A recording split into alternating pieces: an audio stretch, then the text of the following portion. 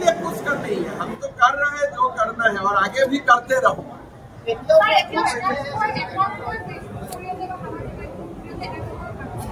আজি ৰাতিপুৱা হাজোৰ এজন যুৱকক গ্ৰেপ্তাৰ কৰা হৈছে, যিয়ে এনেকুৱা ধৰণৰ পোষ্ট আহিছে আমি পৰীক্ষা কৰিছো, কিন্তু পোষ্টে ৰাষ্ট্ৰবিৰোধী বুলি আমি ভাবিছো, তেওঁলোকৰ ওপৰতে আমি একশ্যন লম।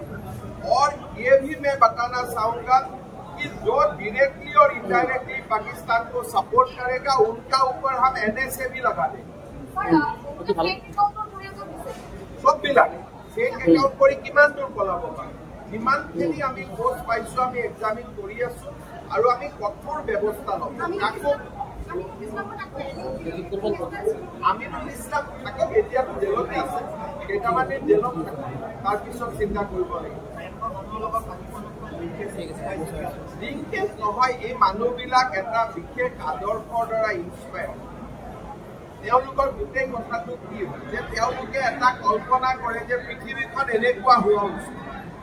দে are inspired by A world ideology, যে এনেকুৱা ধৰণে পৃথিৱীখন হ'ব লাগে, শৰীয়তৰ কানুন আহিব লাগে, এনেকুৱা হ'ব লাগে। তেওঁলোকৰ বিভিন্ন ইউৰোপিয়ান আইডিয়াল যিটো সাধাৰণ মানুহে সমৰ্থন নকৰে, and they are inspired by that ideology, আৰু সেইটো কাৰণে গণ্ডগোলবোৰ